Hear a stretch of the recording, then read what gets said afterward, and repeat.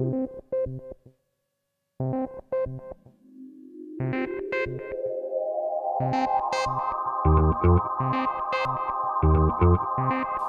everybody, I'm Ansary A, host of Outside the Box, bringing you my 2009 forecast, the year ahead, the year that's actually already here.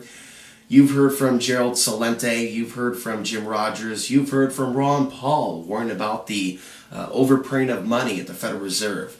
The things these gentlemen are talking about, they are accurate, they're happening, they're manifesting in our world, the forecasts that were made months ago, years ago. My personal forecast, again, like I've said before, is the re-social engineering of the workforce, of the workplace. More people going into jobs that they really don't want to do just to make ends meet. We see more women turning towards stripping, things of that nature. Not to get into a whole moral issue or argument, but to know that there are changes taking place that people aren't actually talking about. For the men, of course, there's the military, and women, of course. You see more ads on the NFL. You see more infomercials on CBS saying, hey, job market not doing real well? You could go into the military. The DoD wants you to know they're still hiring. So on one level, you're going to see a re-social engineering of the workplace. More graduates, but this is nothing new. They're coming out of universities, getting jobs, working directly for Homeland Security, or getting involved in criminal justice. This is a trend that's been happening for a number of years, but now it's going to skyrocket because crime is now going to skyrocket. The question is, what kind of crime am I talking about? Well, we could start small and talk about shoplifting and the obvious things.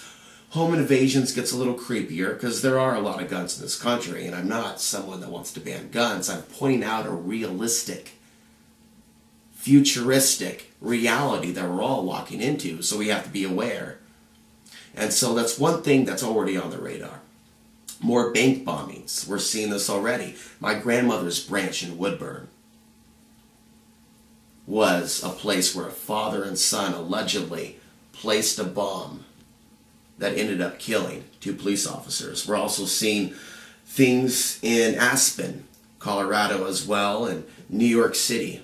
There was actually a bank that was robbed 5 blocks from where I'm sitting right now just a couple days ago.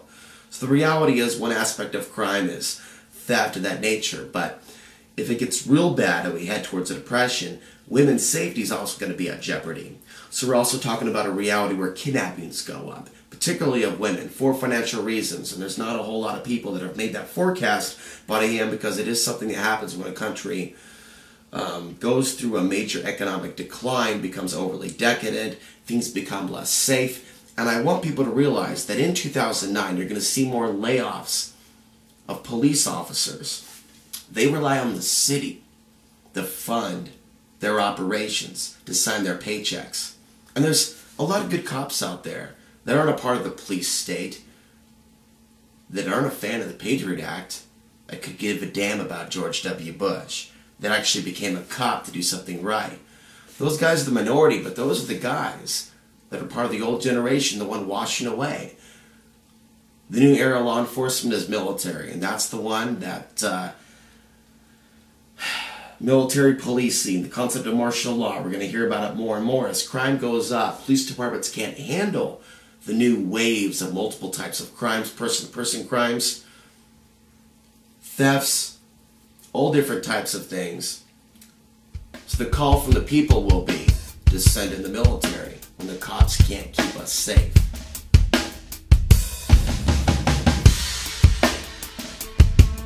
Okay, when I talk about crime, this is what I'm talking about. The obvious stuff. Home invasions, violent crime, person-to-person crime, things of that nature. You also see more prostitution. You'll see more of the things that aren't crimes today, but there's some of the things in our society that bother some of us. More people turning towards the adult industry. As far as men, we see more promotion for the military-industrial complex, in the NFL, and these games these people are watching. A little infomercial over here saying, hey guys, if things get real bad in the job market, we want you to know that the military is still hiring. We're seeing CBS engage in this propaganda. So we see women kind of being socially engineered to go into a new type of work, which is really an old type of work, but new for some women in this day and age, in this country. And then for men, you see securities, you see the military. What's the common theme here? The breakdown of the family. People doing what they think they need to survive, and it's sad because it tears families apart. People have to end up in economic times prostituting their very own morals, their better judgment, just to make the money. So the forecast for 2009 is very grim. Can this be turned around? Can you survive the crash? Absolutely.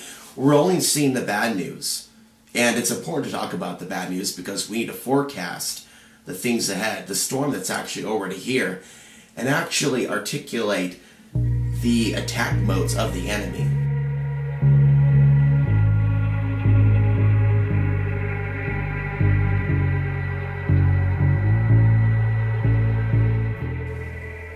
To go into that, we're talking about the Shanghai Cooperation Organization, which is comprised of China, Russia. Iran has now observer status, but China's petitioning for them to be a full member.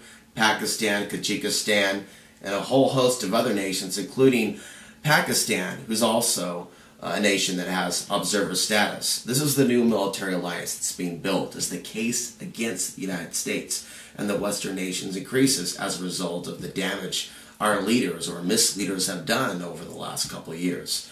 So we need to be aware in 2009 we're going to continue to see the economy get worse. Not a recession, but a full-blown depression that manifests with massive job losses. Right now they're telling us it's about 7.6 in some states, 7.7, 8.1 here in Oregon, but that's conservative. It's in excess of 10 to 13, I believe, in our state alone. They keep the numbers low. They don't count the people that stop looking for work because they can't find work.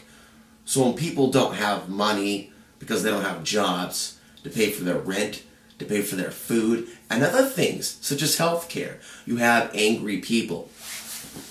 Now we're hearing about bank bombings, bank robberies, things of that nature.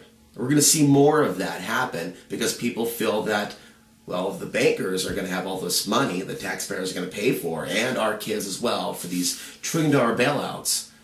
We're justified in robbing the bank. And so you're going to see more crime escalating, but not just crime towards big banks, person-to-person crime, white-on-white crime, black-on-black crime, black-on-white crime, and vice versa. We're going to see a whole wave of crime hit the nation.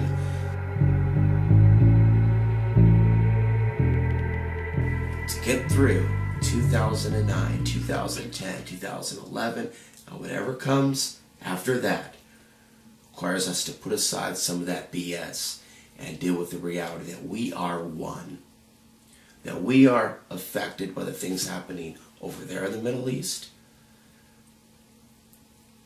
And to deny that fact that we're a part of a human family is to be stuck in an illusion where we can continue to do this and face no repercussions, have no impact, have no blowback in any way, shape, or form, whether you call it karma, or whether you call it terrorism, or whether you call it an economic collapse, or whether you call it your society naturally becoming decadent because of all the violence they're exposed to in their world and on the TV set. There are repercussions, and we have to turn this around. So in 2009, we have to learn, whether it be through books, through TV shows, through radio shows, how we become the change that we want to see in the world.